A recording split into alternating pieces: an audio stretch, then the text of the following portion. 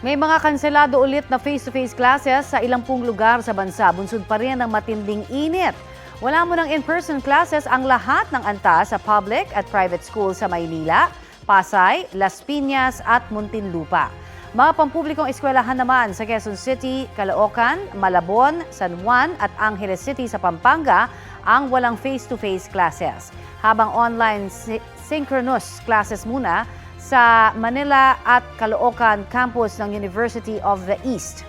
Suspendido rin po ang in-person classes mula kinder hanggang senior high school sa General Trias, Cavite. Hanggang April 30 naman, suspendido ang face-to-face classes sa daycare centers doon. Sa Dipolog City Elementary hanggang high school sa lahat ng public schools ang walang in-person classes. At mula daycare hanggang senior high school naman ang walang face-to-face classes sa Oriental, Mindoro. Kapuso, para sa mga maiinit na balita, mag-subscribe sa GMA Integrated News sa YouTube. Sa mga kapuso naman abroad, subaybayan nyo kami sa GMA Pinoy TV at sa www.gmanews.tv.